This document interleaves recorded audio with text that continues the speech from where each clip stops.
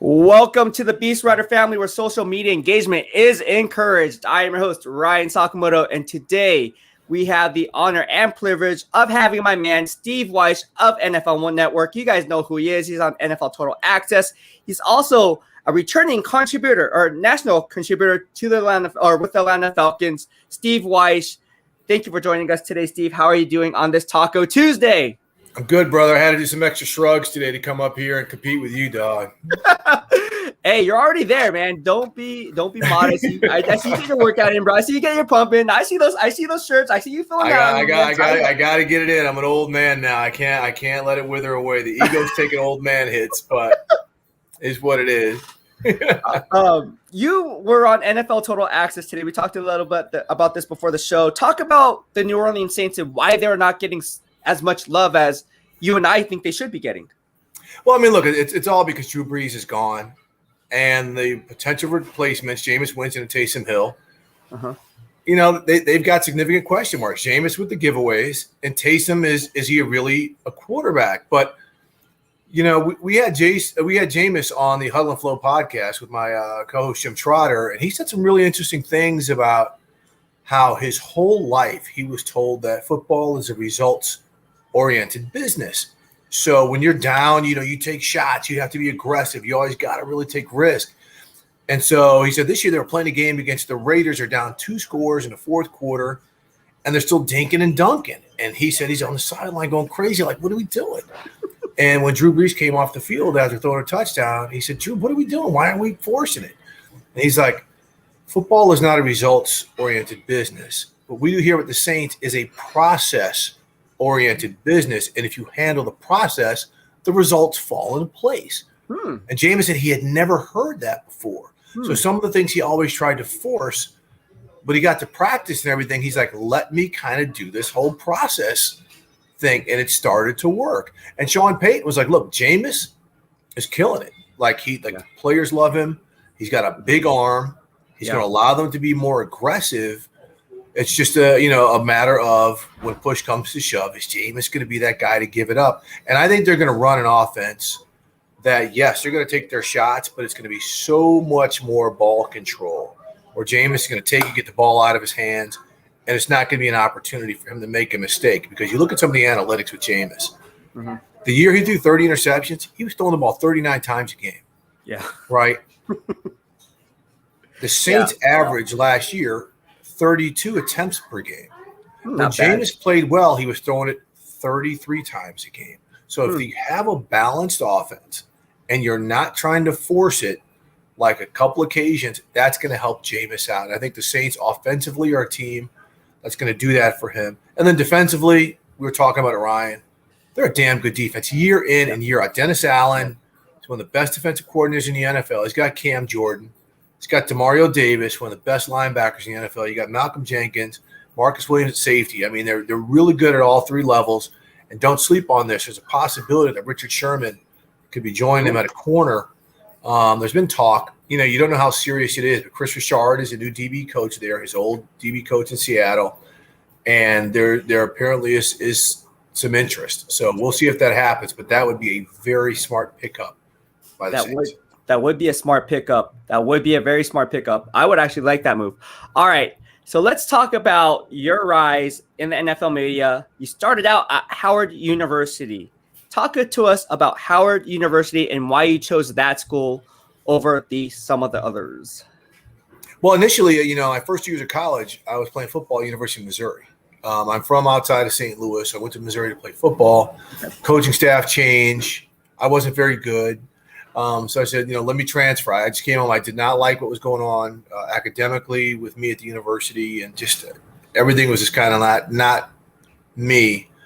And I came back one Thanksgiving break, and I told a buddy of mine who was on the high school football team. We were one of the few black kids at our high school. I said, man, I think I'm going to transfer out. Go to like a Division I AA or an FCS type program, so I can, get a lot of playing time and play. He's like, let's go to a black school. We never had that experience. Next day, I applied to Hampton University, where my parents went, and to Howard, where one of my classmates went. She would always tell me how great it was. Of course, he didn't apply to either. So when I got accepted at Howard, I was like, I'm gone. And I had never been to Washington, D.C. before. I was very nervous that I wasn't black enough, being a suburban kid. Mm-hmm. And I got there and I realized like half the enrollment came from situations like me. And, I knew the history, where a lot of, Thurgood Marshall and, so many great black historical figures had gone there. And I felt right at home after 3 or 4 days. I was like, man, DC is great. It afforded me opportunities that I would not have gotten in Columbia, Missouri, like working at the Washington Post while I was still in school and things like that. So it was, I tell people other than marrying my wife, it was the best decision I've ever made. Yeah, Howard University, man. Anytime you mention Howard University, everyone stops and goes, whoa, this guy's smart. This guy's smart. That's the first thing I knew. Hey, when you say Howard University, I was like, I went to Howard U. I'm like, okay. All right. I went to San Diego State, man. That's nowhere close to Howard University. Oh, man, come on. College all depends on what you put into it, dude. That's very I'm sure you put a lot into it. You're along with my colleague Omar Ruiz, and I know how brilliant he is, bro. So don't sell yourself short. That's right. All right, let's talk about your passion for sports media, your rise in the NFL media, being a beat writer with not only Atlanta Falcons, you're a beat writer for the Miami Dolphins previously, and now you're with NFL Network. Talk about that and your passion for that, because I see that day in and day out. I mean, look you were on NFL Total Access just 45 minutes before hopping on here, so you didn't have to do this, but you're passionate about it, and I appreciate that. Tell us about your passion for this sports media world. Well, I mean, first off, I don't do it for anybody but the audience, right? For the readers, the viewers, the listeners. I mean, that's what matters. And I've always had the approach. There's 2 things that were told to me by my former sports editor at the Washington Post, George Solomon. Okay. The first is never underestimate the IQ of a sports fan, because an 8th grade dropout can talk about the San Francisco 49ers with somebody with a degree from Harvard and a degree from Stanford, right? You can't do that in any other realm, sports and entertainment, the only 2 realms in the world where you can have the conversation. So never underestimate the IQ of a sports fan. The other is always, if you were a fan, right? If you were a follower of a team or a follower of the sport, what is it that you would want to know? And ask yourself that question every time you are gathering information, reporting information in whichever realm you do it in, podcast. Always remember, if you were a fan, what would you want to know? And that's how I report. I want to report what people want to know in the moment. Like, what should I save for something down the line that needs perspective or context? What needs to be reported right away? That's how I divide my information. And then just what do you think is important to the overall impact of the result of the game, or what's going to happen to a team when a star player gets injured, things like that. Those are the 2 key elements that really are important to me. But the overall passion came for it is I'm an ex-jock, right? If you can't do that thing, this is probably the next best thing. Hey, you were a pretty good football player. In high school, you played running back, quarterback, and linebacker. What position was your favorite to play and why? Well, quarterback. I mean, it's the position I played, ever since I was 10 years old. And a coach was like, have you ever played quarterback? Because, you can really throw it. And I was like, no. And he put me in there. And, I was smart. So I could decipher a lot of stuff. And I loved it, but I got hurt. My sophomore year playing baseball, I tore up my shoulder. Oof. Came back my junior year to play quarterback and injured the shoulder. And because I couldn't throw it, the coach was like, the only place I can move you is defensive end, a position that I had never played before in my life. I was always either, quarterback or a DB or a running back. And it was the perfect fit. I mean, I went there and it was not knowing what I'm doing. I'm killing people and this and that. And I started getting recruited. By a lot of big universities playing that position. So the problem was when I got to Missouri, I played. They called it a defensive end in a 52 defense. It's an outside linebacker and a 34 front. Okay. I played the position like a quarterback, which is why I really wasn't very good. I overthought it and wasn't quite physical enough, which is why I wasn't very good. Talk about the 5-2. So it was like a 5-2. It was a 5-2 nickel defense, right? With that linebacker on No, it was a 52 base, but it's the same thing as a 34 front. So 5-2, five man on a line of scrimmage, right? Two linebackers, two corners, two safeties. But those two defensive ends do the same thing that outside linebackers do right now. So a lot of times you see a team like the Niners, they play a 34 front, right? Mm-hmm. But it looks like they're playing a 5-man front, or sometimes a linebacker will be off the line of scrimmage. It looks like they're playing an even 4-man front. But it's the same thing. It's a numbers thing. Just back then we called it 52 because we were playing option football. Teams were throwing the ball 14 times a game and running at 45. That's why it was more of a 5-man front, man. You were putting those linebackers on the line of scrimmage. So it's helped. But I'll tell you this, it's helped me, understand a lot of the lingo. When you hear about wide 9, 7 technique, 6 technique, 5 technique. I know all that stuff because I've been all through that stuff. Yeah.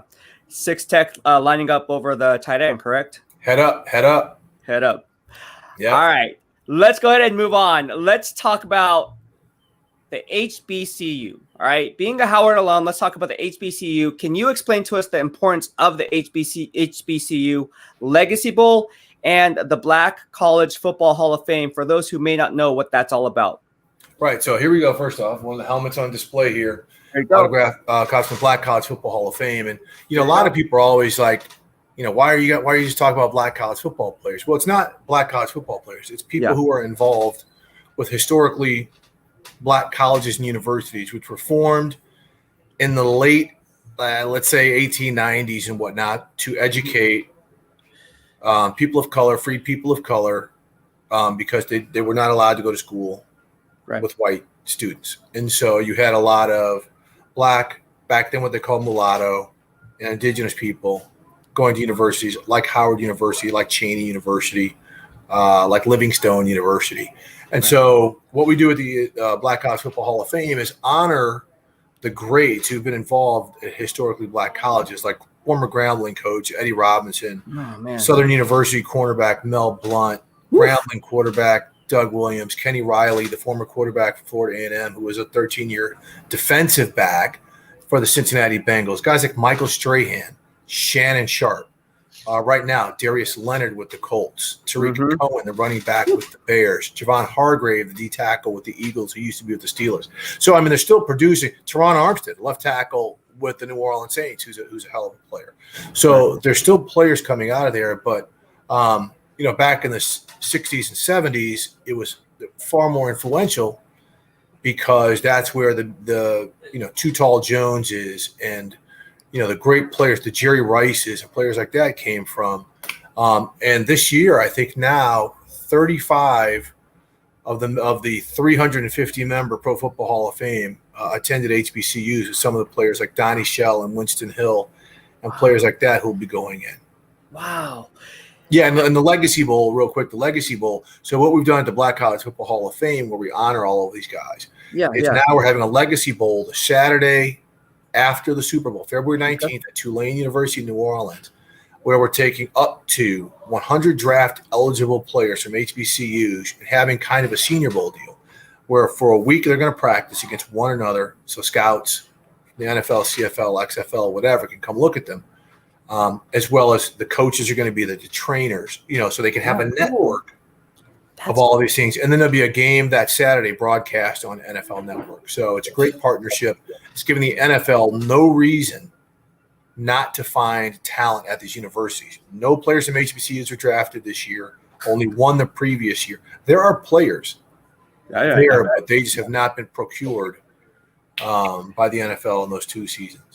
Is that similar to the HBCU Combine that you guys had? So this year there was an HBCU Combine. It was not an NFL authorized Combine, but it showcased some of the players who didn't get an opportunity last year because of COVID, right? So a lot of times players from smaller schools, not just HBCUs, will have to go to a pro day at a big school, like let's say University of Georgia pro day. Well, students from Fort Valley State, right, might come up and work out there. But you couldn't do that last year, right? You couldn't do that. Right. And so some of these guys didn't get seen. So that was what was this year. But next year, the NFL is going to have its NFL-sanctioned HBCU Combine, a one-day combine Okay.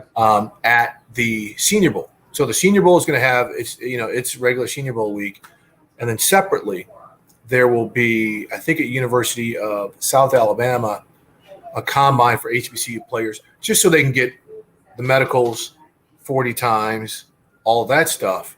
So then 3 weeks later, when they come to the Legacy Bowl and they start to bang, right? Yeah. The coaches will already have the medicals, the measurables, some things like that. Then they come do the interviews and things like that at the Legacy Bowl.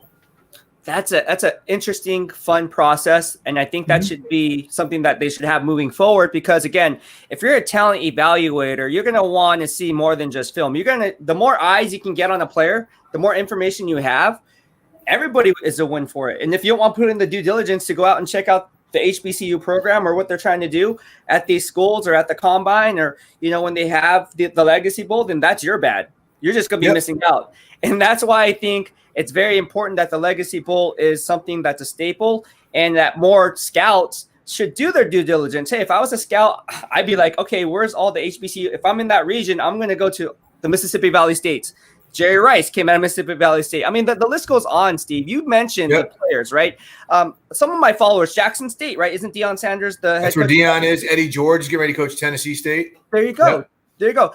Alabama A&M. I got to give my man a shout out. My man is Johnny Baldwin, good friend of mine, was drafted with Calvin Johnson in 2007 in the Detroit Lions draft. He went to Alabama A&M. We're going to talk about one of the guys who just won the Deacon Jones Player of the Year award.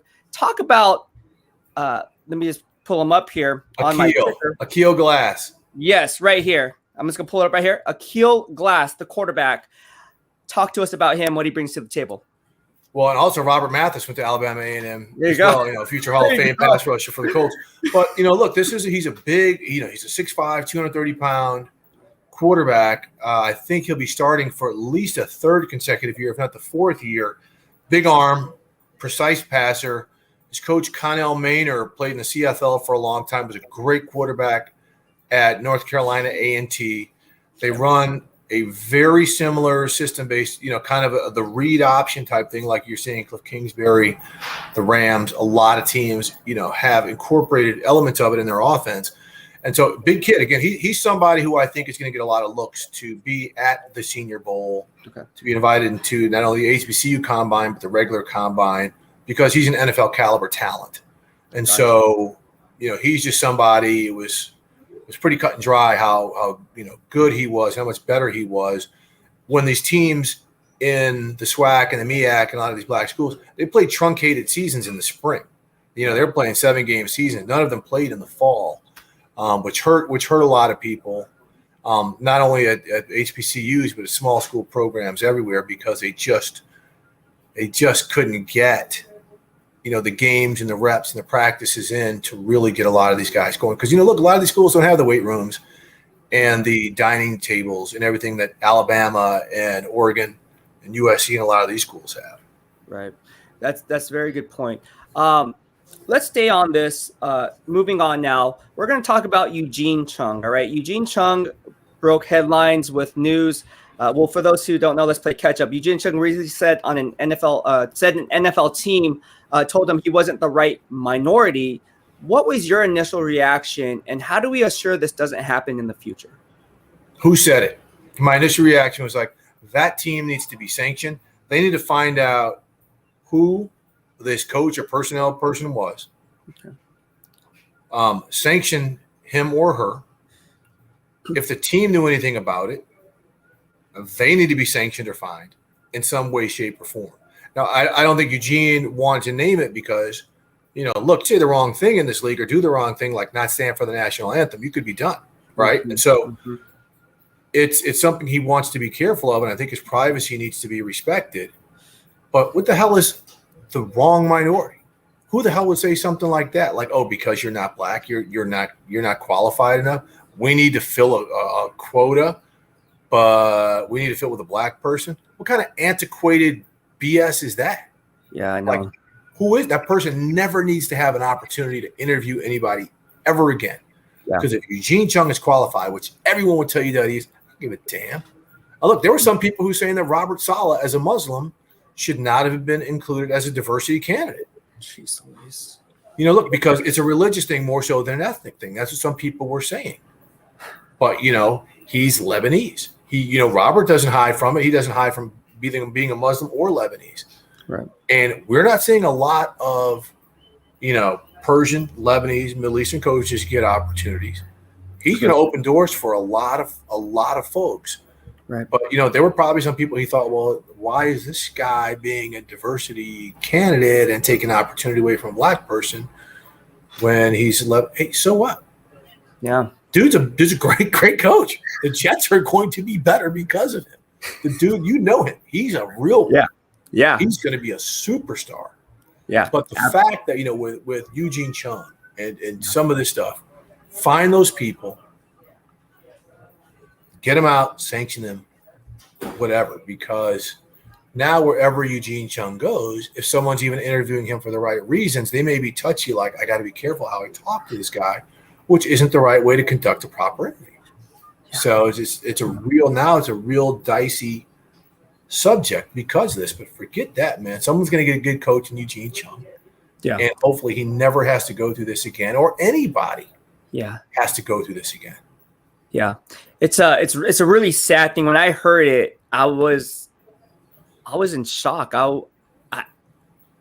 You know how you hear something and you're so caught off guard by what was said that you just freeze up in that initial reaction. Like, you don't know how to react. You're just like, did I just hear that right?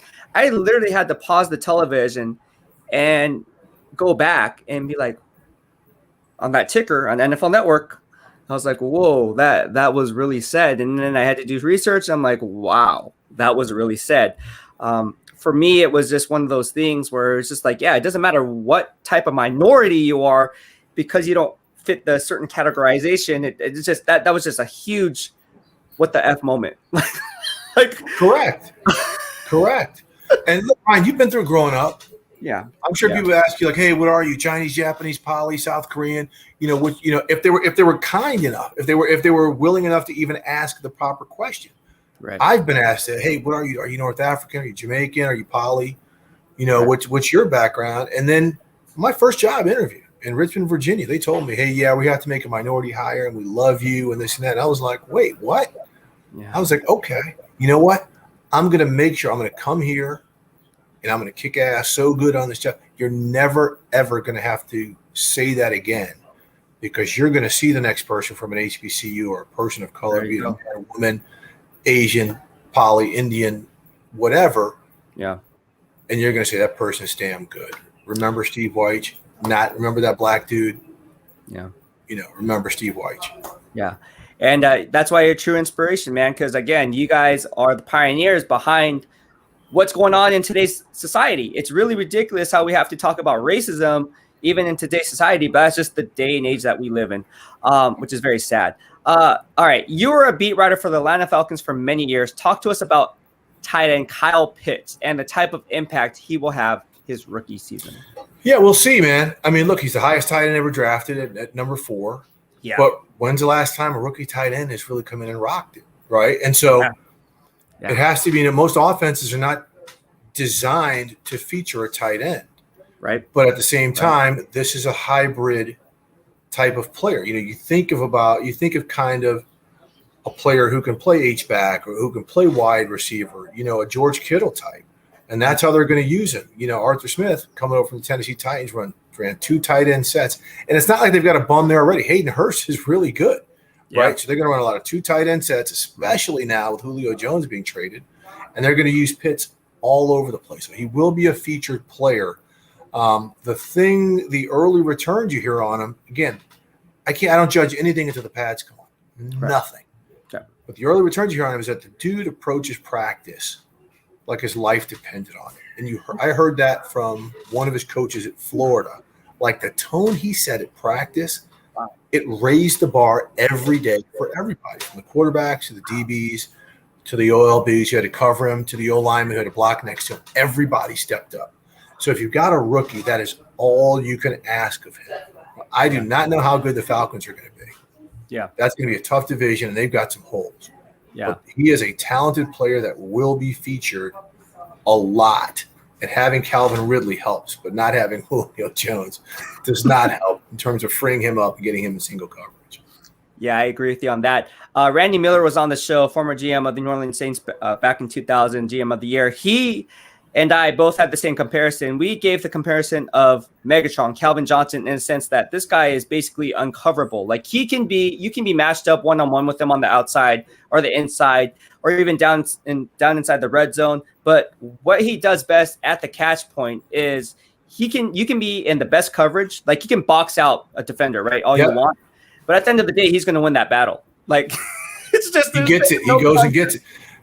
The Megatron comparison is good, but I got to tell you, in like watching film and compare, Darren Waller is another A&B connection. I mean, because how many times was Darren Waller seriously the best player on the field when the Raiders played whomever, the best dude on the field, and it would just infuriate me that I would throw to him until they stop him. I would throw 25 straight passes to him until they stop him. But the over creative geniuses that we have in the NFL are like, nah. We'll mix it in. Like, no one can stop him. And that's what Kyle Pitts does, because they go get it, high point, hip point, low point, wherever it is, men on him. They're strong enough to go get it. I'm really excited to see what he can do, but the whole offense has to function well with the run-based foundation to work. And that's going to be the key to everything. You talk about the run game. Let's stay on that side of the football. Were you surprised the Falcons didn't go running back in the second or third rounds, or do you believe they are sold on running back Mike Davis as their future back? I was surprised that they did not get a running back, at least by the third round. I mean, that's where you can really find some good players. Kamara, you see guys in that sweet spot there, like Cam Akers with the Rams last year, who was a hell of a player. I was surprised by that. This is an offense that is running back heavy. We know Arthur Smith with the Titans really relied on Derrick Henry, but he had some heat behind him. Right. Mike Davis is a good player. I mean, he was a good player for Carolina last year. He did some damage. Okay, he was a good player, but this is clearly a ball possession type of backfield. They don't have that hitter. Mm-hmm. And you're not going to win the NFL now if you don't have that hitter. I mean, Nick Chubb is a hitter, right? Yeah. He could take it. Top he's five. Gone. Kareem Hunt, boom, he's gone. You saw the Steelers go out and get Najee Harris. He can hit it. Powerful run, he can hit it. You've got to have the game breaker. They don't have that now. Not to say one can emerge. We've seen some undrafted players emerge, and players who don't know about emerge. But, sometimes when you got a guy who can make you miss and then hit the step and go. Mm-hmm. I mean, ask Dalvin Cook. Ask anybody who has to play the Vikings about Dalvin Cook. Yeah, he can hit it. He can go. You got to have that guy. The Dolphins had to get that guy. Yeah. Because they didn't have one. Yeah. So that's what separates a lot of teams. Yeah, I think they should have went at 35, sitting there. They should have not traded back and got Richie Grant. Not saying Richie Grant's not going to be a good pro. I think he's going to be a very good – I think that was a solid pick. I do think it was a solid pick. But it was a good pick. With Javonte Williams sitting there, I was just really high in Javonte Williams. And if not him in the third round, I really liked Michael Carter. I don't know. I liked Michael Carter a lot at North Carolina. Carter. Yeah, nice player. Nice player. There's a lot of talent out there. Yeah, yeah. You honestly never know. I mean, look, Raheem Mostert was cut 6 times? Yeah. And then he comes to the Niners and gets in the right scheme. Yeah. And he's got that extra gas in the when he downshifts. Yeah. When you got a guy who can that opened up the offense. He can hit the big play. Right. And you're playing a team that doesn't tackle well in the open field, that is the difference between 3 yards in a cloud of dust or 3 yards and I'm leaving you in the dust. And that could change the outcome of a game. Very definitely true. I agree with you, dude. Great analysis, and again, this is why people follow you, because again, you're unbiased too, and you like staying unfiltered, which I really love about you. You keep it no filter. I learned that from you. Go with your gut. Say what's on your mind. Who cares what other people think? If you think you're right, go with it. Well, it's not thinking I'm right if it's kind of informed and you kind of know. There you go. I know. So I talk to people, I watch, so it helps. Right. Exactly. All right, let's go ahead and move on. We're going to ask you about your 2021 NFL draft crush and if you had one in this draft class. Ooh, my God. My draft crush. Come on, bro. My draft crush. I'm sorry for making bad content for delaying here. No, you're good. My draft. It's hard because there's there's so, you know what I'll say, and no one's really talking about this, Jalen Waddle with the Dolphins, because he's another guy who he's like Curtis Samuel, right? Who's now with Washington. Correct. Play in the slot, he can catch and run. You can put him at running back. You know, he's got a little Tyreek Hill to him. I'm not comparing, but he's got some Tyreek Hill to him. And so, yeah, maybe you're not going to line him out wide and let him zip, but he's going to be able to open up your offense. I am very excited now that he's paired back with Tua. They're going to open up some things in the offense a little bit, because that's another tight end centric team, especially in the passing game, where now they can do some route combinations with a speedy catch and run slot receiver. Yeah. You know, I'm going to go with Jalen Waddle. He's my first round draft crush. That's a good one. I like that one a lot, because again, and I like the comparison. People, you need to understand, he's not comparing, as in Steve's not comparing Jalen Waddle to Tyreek Hill, but the things that he brings to the table and the versatility is what Steve's talking about. Right. Also, I like how you mentioned the supporting cast on the Dolphins, right? You have tight end Mike Gesicki, who's one of the most underrated tight ends in the game. Such a good player. Yeah. Devontae Parker, right there. Will Fuller is now there. He's going to miss the first game due to, performance enhancing drugs or whatever, but he's going to be there. So he's not going to be the number one option, and he doesn't have to be the number one option to have a significant impact. And that offensive line, I like the Dolphins. I think they're the one team that no one's talking about that can seriously make a run in the AFC East. I don't know. I know that sounds crazy, Steve, but I really like the Dolphins. It doesn't, but the offense has got to be better. I mean, the defense led the NFL in takeaways last year. Yeah. That's hard to do consistently. We saw it with the Saints, when they were kind of in their Super Bowl pocket. We saw it with the Packers in the Super Bowl pocket. Those two teams are always neck and neck for leading the NFL in takeaways. Right. But Tua's got to be better. He's going to be better. I mean, there's no doubt in my mind he's going to play better, but they've got to be more creative offensively. They've got to be more aggressive offensively. And I think getting some guys who can catch it and run it, but who can also stretch the field and open up the field, that's going to make them a very – I really like them. I'm hot. I'm hot on the Dolphins right now. There's a couple AFC teams I'm hot on. But I really, really think that's a team we need to keep paying attention to. And Raekwon Davis, I don't rely on PFF. I have my own grading system. Raekwon Davis was graded out as a Pro Bowl player in my grading system. He was the best rookie last year in stopping the run. Raekwon Davis, one of the most underrated players in the NFL, and that's another player who I think is going to shine. I know we're kind of going off topic here, but I want to give another player a shout out, a raging Cajun by the name of Kevin Dotson from the Pittsburgh Steelers. I really like him. All right, let's go ahead and move on. We have to talk Niners, Steve. Sure. Let's do it. I love them. All right.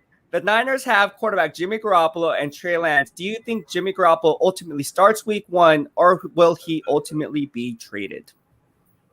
Oh, no, he starts week 1. He's not going to get traded. The only way Jimmy's not playing is if he's not playing is if he gets hurt. Thank you. And we know that's a possibility. But no, he's not. They would have traded him already. I mean, what leverage do they have now? I mean, I have to ask this question because there's people who are asking me because they're like, oh, this person. I was like, you know what? He's not going to get traded. It would have happened, echoing exactly what you're saying. So there's no unless somebody gets hurt, they're going to trade him. I know. I know. And there's this guy Aaron Rodgers who also could be on the market as well. So no, Jimmy's not getting traded. Yeah, so I just wanted to clear it up, and so there, yeah. And look, as much promise as Trey Lance has, that offense is not easy to learn. Think about Matt Ryan was really like hot and cold the first year working with Kyle, and then comes back the second year and wins the MVP. Right. So it's a tough. It's not, even though it's got a lot of the same things that McVay and a lot of other people use with that stretch zone run scheme to really work in synchronization with everything else that has to function properly in offense. It's not an easy thing to do, especially for a rookie coming in trying to diagnose a whole lot of things. Right. Great points. And I had to ask the question even though I knew the answer because I'm tired of answering it. No. It's not even a question. If he's healthy, he's starting week 1. Thank you so much. All right. Last but not least, before we hit the 2-minute drill, the BEASTwriter 2-minute drill, is what's one piece of advice you would give to someone who wants to be an aspiring NFL journalist or someone in the sports media? What's the one piece of advice you would give them? Yeah, the one piece of advice is know how to write. is to really understand how to write, not just write well, but how to organize your thoughts, how to ask the right questions to get the information early into an article that people want. Look, I'm doing TV now, but I was solely a writer for more than 20 years. And the biggest story I've ever broken was not a television story. It was a written story while I worked for a television network. And that's when Colin Kaepernick did not stand for the national anthem. Ryan, you were there. That was a written story. Yep. Okay. I remember that was a written story. So Yep. know how to write, because the one thing writing does is it teaches you how to paint a picture with no photos, no paint, and no canvas. It teaches you how to use your mind to put someone else in a place where they need to be to properly understand exactly what's going on. So I have an incredibly good writing foundation, because it can go with you forever. It can rock with you forever. Right. That's a great piece of advice. Yeah. That's I was there, and I vividly remember right before you went up to go talk to Colin Kaepernick after the game, and you told me, like, watch this. And then you went up, and I was like, I don't know about that, bro. I was holding that one close to the vest, because all no, game you didn't long, tell I was me. like, You didn't tell me anything. You just said, watch this, and I was like, okay. And then I went back to the meet at work room, and then the news broke, and I was like, oh, that's what he was talking about. yeah, man. That was a crazy day. That was Crazy wild. night. All right, so we're gonna finish it up with the Beast Writer 2-minute drill. This is a this or that question. I'm gonna ask you, like, hot dogs or burgers, and you'd say the first thing that comes to your mind and why. You ready to do this? Do it. All right, this is getting to know Steve Wyche in the Beast Writer 2-minute drill. All right, pizza or burgers? Pizza all day, mainly because I've had to decrease my beef intake. Okay. Did you really? Is that for high cholesterol or what? No, it was for just some old man health reasons. Let's just bring it down. And I try to eat healthy, even though pizza's not really the number one go-to on the healthy menu. But no, I eat beef like once a month, but I eat pizza like 3 times a month. Oh, pizza's legit. That's mine too. All right, lobster tail or crab? Lobster tail all day. First off, I'm not working to get this much meat out of a crab. A snow crab leg is great. Too much work. Lobster tail, it's deshelled. Thank you. Here and here. Simple, easy. Do not complicate my meal with effort. Just give me the food that tastes good. I agree with you 100%. I'm a lobster tail guy. All right, dogs or cats? Dogs all day. I'm not a cat person whatsoever. They're, you call their name and they're like, maybe later. You dog, come here, Bella, come here, Chloe. They come up and they show you that they really love you. Dogs all day. Cats, go chase the mice. Yeah, I'm a dog lover as well. All right, here's a hard one. Pancakes or waffles? Waffles. Ooh, yes. Waffles, you got the grooves in them. You can toast them. I like to toast them until they're like real crunchy in some parts. You can't really do that with a pancake, too tough. Yeah. So I'm a waffles guy. Me too. I'm a huge waffles guy. People say pancakes because you can do more things with pancakes, but I'm a waffles guy. I like the grooves too. All right, Netflix or Disney Plus? Netflix. Ooh, Netflix is just too many. Disney Plus is good. Hamilton was a lick. A couple things like that. But you can't. Narcos, dog. That like seals it. That seals it.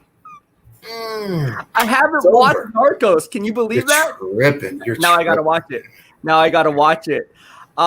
Okay, so you said Netflix. I really like Disney Plus. I like both, obviously, but Disney Plus is on the come up. I'm telling you. I like the Game Changers. I'm a Mighty Ducks fan. I like the Game Changers on there. There's a series called The Big Shot. I like that. I like watching movies like Remember the Titans. Like, it's one of my top 5 movies all time. I watch that must have been 15 times now since I had Disney Plus. So shout out to Remember the Titans and Denzel Washington for putting out a great movie. Okay, so moving on. Here's another one. Apple or Android? Apple all day. Apple, like the blue bubble, dog. It's just like on Android, I cannot text on airplanes to somebody else. But if I'm on an iPhone, I can text message my wife or my kids or whatever because they've got other iPhones. So I'm in there. There you go. All right, now we're going to get to the hard questions. Well, harder questions. Randy Moss or Calvin Johnson? Randy Moss. Randy Moss, Calvin was a physical freak, but Randy completely changed how teams had to defend bigger wide receivers. They had to draft how they drafted DBs because of the speed and the size. So Randy Moss. Okay. Tom Brady or Joe Montana? Tom Brady. I know it's a killer for Niners. I mean, look, I fought the fight, man. I fought it for as long as I possibly could. But, man, you got 6 rings and you should have 8. For two of the most incredible catches in Super Bowl history, the David Tyree catch and the Mario Manningham sideline catch. Yeah. I mean, he could have 8, man. I mean, so I love Joe. He was like my childhood hero, but got to go with Tom. I agree with you. I said Tom Brady too. Can't go wrong with that. All right, this one's kind of difficult, right? If you're a Niner fan, you're obviously going to say the other. But Ray Lewis or Patrick Willis? Ooh.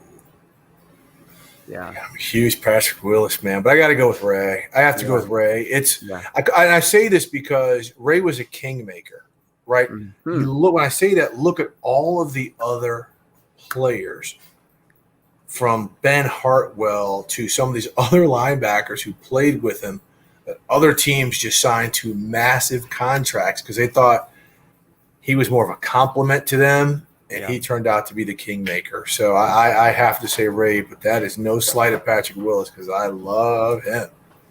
Yeah, Patrick Willis was a monster, man. And I thought Patrick Willis was going to be the next Ray Lewis, and then he got hurt. It's a sad one, but Patrick, it's hard. You can be good with either or. All right, scary movie or funny movie? This is the last one. Funny movie. Not a big scary movie fan. I watched it when I was younger, like a teenager, but I am all about the comedies. I'll watch Jim Carrey or movies like that instead of Freddy Krueger. I just do not get down with the scary movies. Although I am like an ID channel, real crime, true crime, like addict. My wife watches stuff constantly, but not the scary jump out of the corner. Because bro, come on, man. You and me, we're not white. We sit there like, turn on the lights, fool. Run, son. I know that's true. Hey, that's true. I am a funny movie guy. I don't like scary movies either. What's your favorite funny movie, or some of your favorite funny movies, I should say? Well, number one on the list is probably Snatch. Anything Guy Ritchie, but a Guy Ritchie movie, Snatch, it is just so brilliantly done, and Brad Pitt in that movie is just absolutely, just humorous. So I would probably say that's probably number one on the list. But there's some others. The original Coming to America was brilliant. You call that a comedy? I mean, I guess you can. No, that's comedy. So, of course, that's comedy. Yeah, Coming to America was one of my childhood favorites. Harlem Nights. Oh, there you go. There's another one. Those are good movies. I'll probably watch Coming to America after this. All right, Steve, thank you so much for joining us and being part of the BEASTwriter family. We appreciate you taking time out of your schedule and sitting down with us today. And I can't thank you enough for being in my corner since day one. Mahalo for coming on the show. And again, thank you. Mahalo, my friend. All right, that was Steve Wyche from NFL Network. What a great show. We had some of your questions. Let's get down to them. Steve Wyche of NFL Network. Please follow him. He is on Twitter. I retweeted some of his tweets, and he went on and said some things on NFL Access today, or NFL Total Access, I should say, in regards to the Saints. Had really good insight there.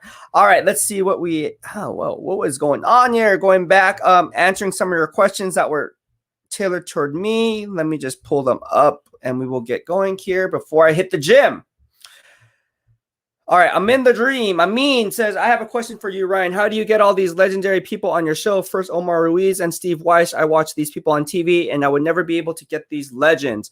It's all about networking and being good with people. I think if you have integrity and you do the right things and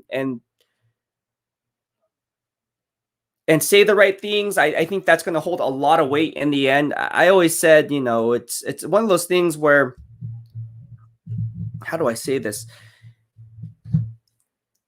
if someone's willing to help you, they're going to help you. If you extend that hand, more odds are someone's going to help you. Getting guys like Steve Wyche, Omar Ruiz, Jim Trotter, Randy Cross on the show, it's relationships that we've built over time. If you notice when they hop on the show, we talk and we reminisce about, from day one, how I got to know them, how they got to know me, and you just kind of build that relationship. The NFL, whether it's, playing in the NFL or being in the NFL media, it's a people business. As much as it is a risk reward business, I always say it's a people business. If you're good with people, odds are they're going to want to help you out and vice versa, right? So again, it's not so much, oh, I know this guy, that's so cool story, bro. Like, yeah, no, it's more about building relationships and fostering those relationships for like a positive cause. Like, you never know how these relationships that you have with these people are going to turn out. I mean, there's some people that I meet and they're just like, no, I don't care about you, dude. Like, whatever. I've met those people, and okay, cool. Now, does it happen often? No, but there are those people out there, and you just got to brush it off and say, okay, cool. Maybe he's just, I'm not his cup of tea, or I'm not her cup of tea, whatever the case may be. And you move on, right? So at the end of the day, again, I think as long as you have integrity and you do the right things, and people see your work ethic and they see your drive and determination, and you're hungry for success, right? You're hungry to learn from these people, right? You really, like, I look up I tell Steve and Jim all the time, those guys are like my mentors, right? Like, I wouldn't be in the position I am today without their guidance. Like, they have so much knowledge and so much insight on being in the sports industry and being in the NFL media that you're learning from, like you said, legends, right? They're legends. They're like living legends. And I'm just honored that they would consider mentoring me in the first place, or helping me out in whatever it is, whether it be with my BEASTwriter Family show, whether it be, doing other things. So yeah, those guys are great. Omar Ruiz, again, Mike Yam, obviously, all the guys that hop on, Randy Mueller, Connie Carberg. I mean, the list goes on and on and on.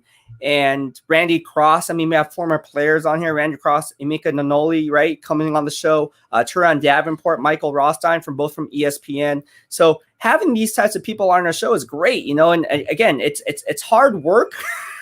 Not going to sit here and say it's easy. It's a lot of hard work. It's a lot of stress on the back end, setting up these meetings. But at the end of the day, again, it's worth it. It's all worth it for you guys, right? I do it for you guys. It's not like, oh, poor me, I'm putting all this. No, it's a lot of work, yes. But at the end of the day, if I can provide value here in the BEASTwriter family, because let's face it, you guys would never have had these opportunities if they weren't coming onto my show. So I want to use my social media platform and exposure to kind of get these guys who you may not be able to have a conversation with in the BEASTwriter family. So then you can actually talk to them and they can answer some of your questions and give you guys sound advice on what it's like being in their shoes.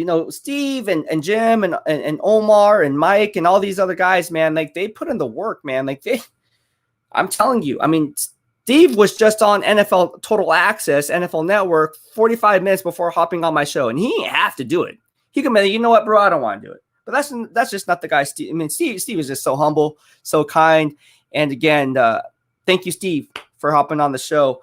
Nothing but good things to say about my man, Steve Wyche from HBCU, Howard University. All right. Arun Singh says, Ray Lewis had controversy. P. Willis was a clean guy. All right. Arun Seasons, thank you, bro. We have been loving having these guys on. You have a legit show. Thank you so much. And again, if you like the content, if you like the guests, if you like the value that I provide here in the BEASTwriter family, consider sending me a super chat. It's just another fun way for me to engage with you. Also, proceeds from the super chat will allow us for me, I should say, to go ahead and put out those game film breakdowns. A lot of you guys want these game film breakdowns. Well, I'm looking into it. It's going to be like what, $1,500 to about $2,000 in order to get the game film production, the visuals, the graphics just right. And that's where the money will be going towards. So if you want to go ahead and get those game film breakdowns from yours truly, consider sending me a super chat, and all proceeds from those super chats will be entered into that portion of the content that I'm about to provide as far as it pertains to the game film breakdowns. All right. Stanley Nagasako, thank you so much. And it was your 66th birthday the other day, right? Did you just turn 66 or something like that? Happy birthday to you. He says, aloha, Beast Writer. Roger Craig, NFL Pro Football Hall of Fame. Yes, he is. And Roger Craig, a few years ago, reached out to me. I met him at a Sony, it was like a Sony convention. I forgot what it was, some Sony convention. And he gave me his email. I reached out to Roger Craig and waiting to hear back from Roger Craig in hopes of him hopping on the BEASTwriter Family show. So stay tuned for that. We might have Roger Craig on in the near future. I'm just waiting back to hear what he has to say on that. It's a long shot, to be honest with you, but you never know. I mean, he gave me his email, he gave me his contact information, so we're going to find out. All right, Monica Canamis says, Beast, we got another one. Yes, we did. Yes, Team Waffles. Yes, Team Waffles. Aran Singh, thank you so much for the super chat and super sticker. I really appreciate it. And again, I do this all for you guys, but I got to be honest, it is a lot of work getting these hot guests on the show. Steve Wyche was just on moments ago. If you haven't caught that, you guys can go ahead and watch that after this one concludes. We also had my man from KMBR, Larry Kruger, on the show. You guys know who Larry Kruger is. If you're in the South Bay or the Bay Area, he covers the 49ers, was a former Arizona Cardinal scout. We talked to him about the quarterback situation. Steve Wyche and Larry Kruger and myself and a few other, everyone who hopped on the BEASTwriter Family show said Jimmy Garoppolo not starting week 1 is fool's gold to think he's not going to be the starter week 1. I mean, and don't take my word for it, although you guys do, because that's why you guys follow me, but take other people's, what do they have to say? You know, I'm not 110% right all the time. And they're all saying, yeah, you know, it's Jimmy Garoppolo. Unless something crazy happens, it's Jimmy Garoppolo. If he was going to get traded, it would have been traded already. So all this other stuff is basically for clickbait, right? And I'm just calling it how I see it. And I tell people that because people are asking me, you know, what's going on with Jimmy Garoppolo? I said, nothing's going on with Jimmy Garoppolo. He's going to be the week 1 starter, right? And if I'm wrong, just like with the Mac Jones, when the national media pushed out Mac Jones, I said, no, it's probably going to be Trey Lance or Justin Fields. And that's if I'm wrong, I'm wrong. But I'm not wrong very often. That's why you guys follow me. Same thing goes with Jimmy Garoppolo being the week 1 starter. It's just a non-issue and a lesser scale too. So it's like it's more predictable with Jimmy Garoppolo. It's like, why would he get traded at this point now? Now watch him get traded. But it just really doesn't make any sense whatsoever. So that's why, you know, I hear all these clickbait questions, and it's just like, really? Like, I'm not going to be doing that. I'm not going to be entertaining these clickbait wars. It's just not in it here in the BEASTwriter family. And I can't believe how people don't believe that Jimmy Garoppolo is not going to be the week 1 starter. Push a narrative that's a real narrative, but then talk to people who are in the know. Talk to people who are on NFL Network. We all watch it. We all watch the NFL Network. We all watch ESPN. And so, yeah. I just think it's hilarious to have to answer these questions. But if you're here in the BEASTwriter family, you're like, no, BEASTwriter said it's going to, odds are it's going to happen. Aaron says, we appreciate your efforts. Larry Kruger is awesome guy. Can you get Gary Ragnich on? He is retired Bay Area sports talk legend. Yes, Gary Ragnich is a Bay Area sports talk legend. I will see if I can get him on. RNC says, I want Jimmy G to start and do well. All right, we're going to open up this live stream to all of you guys. So if you guys want to hop on, please be sure to do that. I included that in the ticker below. So just open this up in a new web browser and you'll be able to hop on the live stream and talk to me. All right. I'm also going to put this into, what should I put this on? YouTube, Twitter? I guess I'll put this on Twitter. Oh, no, I'll do this on YouTube because most of you guys are on YouTube. I'm going to include the link on YouTube right now. And I was thinking about going to the gym, but you know what? Forget it. I'm not going to go to the gym. I'm sore. Now watch me go to the gym after like 15 minutes. I'm thinking about going to the gym. I don't know. All right. This is a Q&A live stream now, guys. We're just going ahead and turning it in hot. So I saved it. If you're on YouTube, I put up the link in the description. So go ahead and refresh the web browser and you'll be entered into the live stream and you'll be able to talk to me. Actually, I'll just do it for everything. Forget it. Let's just do it for everything. All right, here we go. And again, thank you so much, Arun Singh, for the super chat and super sticker. I really appreciate it. Means a lot. Means a lot. All right, Jets Gang says, or Mexican Mob 1987, have you ever got Rice, Eric Davis, or Steve Young? I have not got any one of those three on the show, although I can probably get Eric Davis. Jerry Rice, I probably got to pay for him to have on the show. Steve Young, I don't know. I don't know about Steve Young. I probably can work my networking there. We'll see how we'll see. That's a tough one though too. I mean, it's Steve Young. Aron says, please bring Roger Craig on. Well, it's going to take a lot of effort on the back end. Yeah, we'll see what we can do. I can't make any promises, guys. I can't make any promises. I don't want to make a promise that I can't keep. So I'm not going to say Roger Craig's going to be on the show and then have him not be on the show and be like, you said BEASTwriter, he's going to be on the show. No. Peter Moore says, what is up, Beast? Missed the live, but I'll catch up after you're done. How can you miss the live stream, bro? Come on, Peter. This is a good one. They're all good. Aron Singh says, thank you, bro. We have been loving having these guys have a legit show. All right. Let's see what else we got here.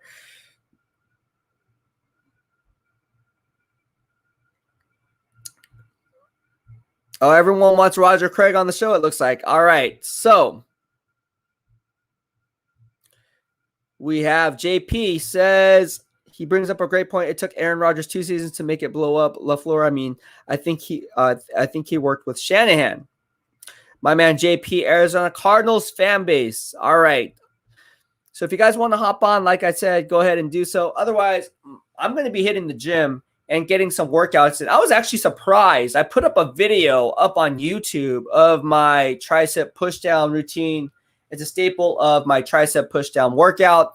And I was really, really surprised at the engagement on there because I just posted a video. I was like, I might get, 25 views, if that.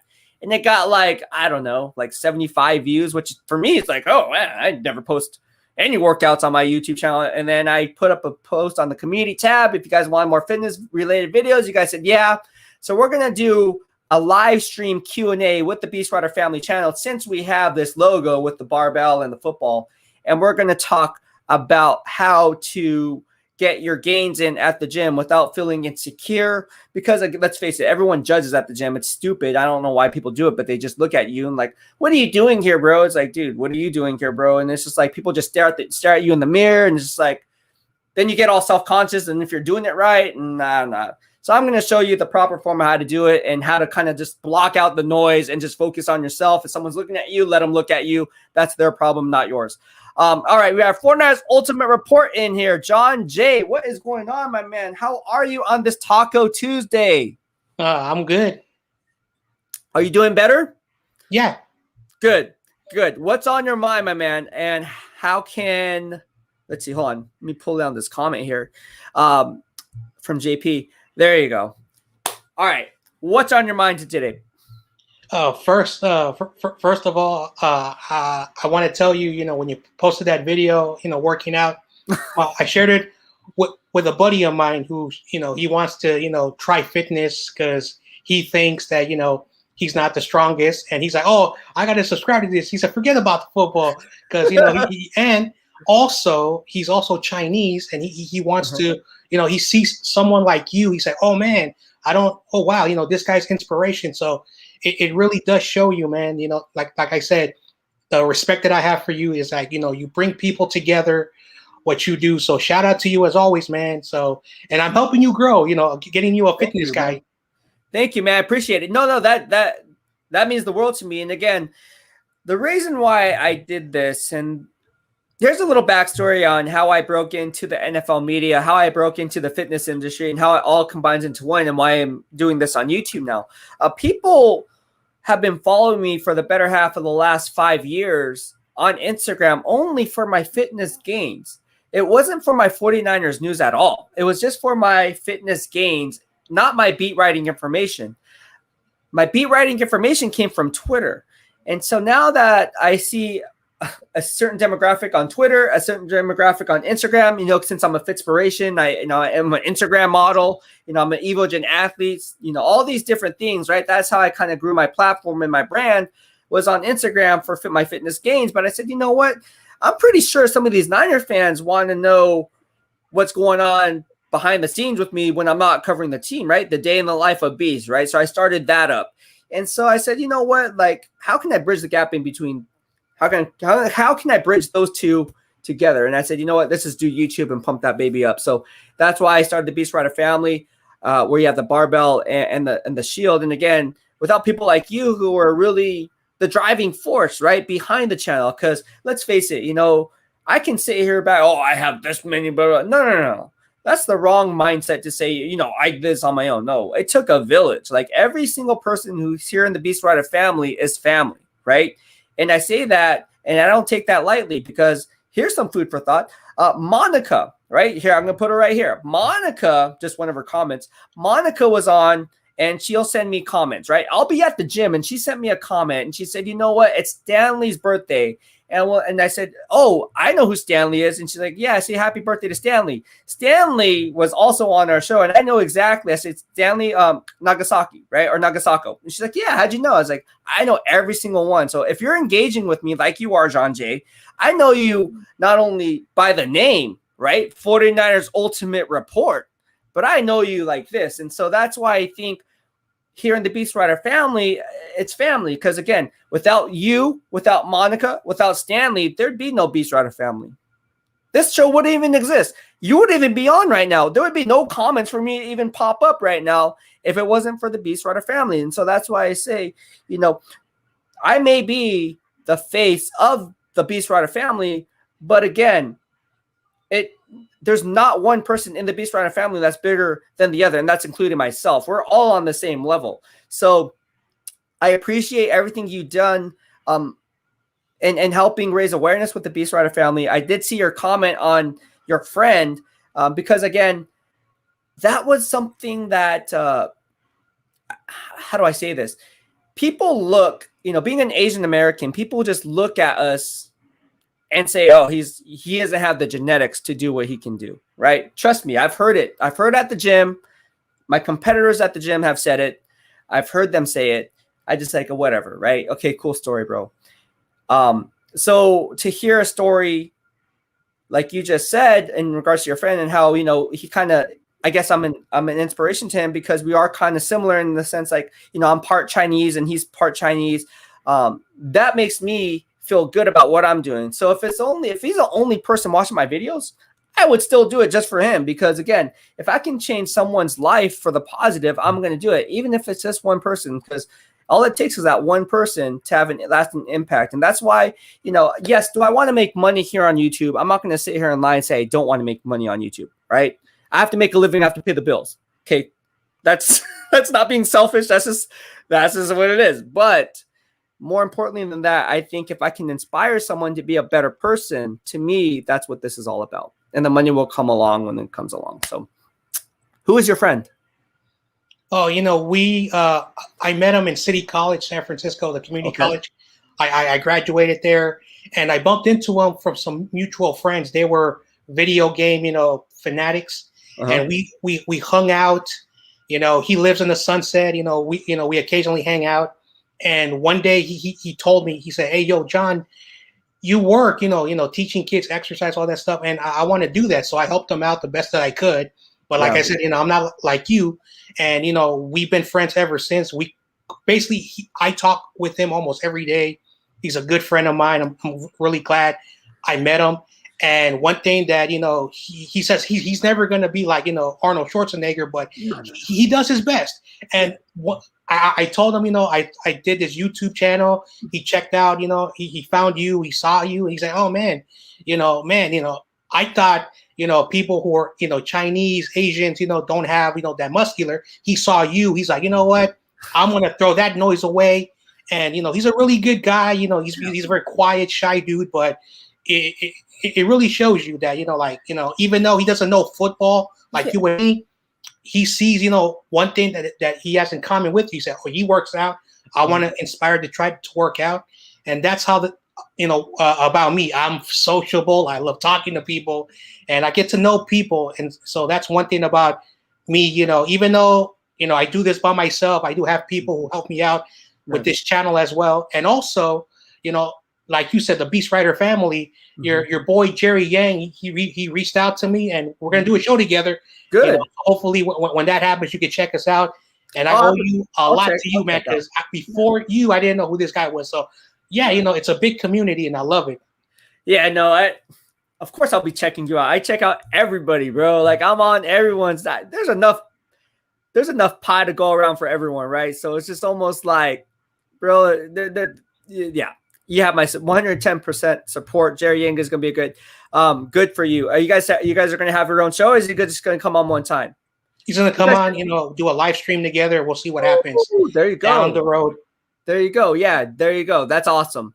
I think that would be good for the both of you, especially again for networking here in the BEASTwriter family, where you guys can kind of grow as to one. There's a lot of cool stuff that we're trying to do here. I don't know if you checked out the community page, but I'm going to be posting more fitness related stuff. So I'm going to mix that in between the downtime. Cause right now, like I said, everything's clickbait. People who say that Jimmy Garoppolo is not going to be the starter. I mean, you're hearing it from people who are me, you're hearing, Steve Wyche analysis on it, his prediction, Michael Yam from NFL Network. I mean, Omar, we're talking about it, right? It's just like, he's going to be the week 1 starter. Like, it's a non-issue. Unless something unforeseen happens, right? Like, oh my gosh, Jimmy Garoppolo broke his leg walking on a sidewalk to freaking Levi Stadium. Oh no, here we go again. No. Even Larry Kruger, right, from KBR said he's going to be the week 1 starter. So it's just like, it's just, I don't know. Anyways, that's for another story. But thank you so much for hopping on, John Jay. I appreciate it. I appreciate the love and support. And again, share all of my stuff, because again, that's how we're going to grow. I'll do the same for you. Anytime you want me or need me for my help, I'll be able to help you out as well. So, it's all about good vibes only here in the BEASTwriter family. So thank you so much, John Jay. It's always encouraged. And I'm always happy when you hop on the live stream, because you've been in my corner since day one, and I see it, and I thank you for that. So mahalo for the love, bro. All right, man. Thanks as always. I appreciate it. Shout out to everybody in the chat. See you when I get to see you. You'll see me tomorrow. I work now. Oh, that's right. I miss a lot of your stuff. That's right. But you can watch it after. And if you leave comments, I always respond. All right. I know at my lunch break, I saw a little bit of you and Kruger. So there you go. All right. Well, thank you so much, John Jay. I appreciate it. All right. We have Michael Miller. Where are you, Michael? I'm right here. How are you, my man? I'm doing good. What's going on? Did you see what Mahalo said about Trey Lance? No, what'd he say? Okay. He said that the improvement that he saw from Trey Lance over a short period of time in OTAs may have been at a level he has never seen from any 49er player. Okay. But it's still going to be Jimmy Garoppolo week 1. Want to bet? I'll bet that. What do you want to bet? I don't bet money, so that's obvious. No, we got to bet something. We'll think of something. I don't. I pretty much say Jimmy G can hang it up. Being the fact that he's not out there working out with his wide receivers like Trey Lance is. I mean, he's down in Southern California right now working out with Debo and the other guys. He's worked out earlier with Brandon Ayuk. He's going to take the job and run with it. Yeah. I mean, as far as talent-wise, he's probably on a scale from 1 to 10, Jimmy G being a 1 and him being a 10 talent-wise. I mean, it's that big of a difference between the two. Yeah. I know a lot of people don't want to start a rookie, but, you got to throw him out there. I mean, who have you ever seen that was drafted in the top 3 and never made it as a starter day 1? Good question, ain't it? Nobody. Yeah, but you don't spend that much money on somebody not to start him. Not to start, but I'm saying 2022. I'm not saying 2021. I don't think he's starting. We'll work out on a bet. He's got to blow away. Let's keep score. Let's keep score. You said Mac Jones. I said it was Trey Lance, right? Remember that? Well, You could check out my mock. I thought it was Mac Jones. Everybody in the world thought it was Mac Jones. Not here in the BEASTwriter family. Not here in the BEASTwriter family. Yeah, but did you see my mock draft I did with Grant Kane? No, I saw your DMs and you know people and you said it was Mac Jones. I said, it's Trey I said Lance. I know some people and they thought it was Mac Jones too. I was told it was Trey Lance. Let's keep track. Okay, we'll have a clean record, clean slate, 0-0. We won't even. My mock on YouTube was Trey Lance. That was 3 months before the draft. All right. As it got closer, obviously your mock has to change though, right? From 3 months out from the draft. No, I thought it was going to be Mac. I mean, everybody on ESPN thought it was Mac. Everybody on the NFL Network thought it was Mac. Not here. Everybody did. Not here. Not me. Let's go ahead and talk about this though. Okay, so let's start with this clean slate. So I say Jimmy Garoppolo is going to be the week 1 starter. You said he's not. Correct. Okay, so that's the bet. Just for keeping track, for no other reason. 0-0, clean slate. We won't even bring up the Trey Lance, Mac Jones talk. 0-0. I say Jimmy Garoppolo is going to be week 1 starter. Now, do I want him? Do I think he's going to be do I think and do I want are two different things? No, it should be Trey Lance. If I was the coach, it should be Trey Lance. But I'm not the coach. I think it's going to be Jimmy Garoppolo, and you said it's going to be Trey Lance week 1. Correct? Do you say Cal likes Jimmy? No, I didn't say that. He hates him. He wants him gone. Okay. Bad. So you're saying Trey Lance week. This is the reality of the situation. Yeah, Trey Lance will start week 1. Okay, I say Jimmy Garoppolo. Okay.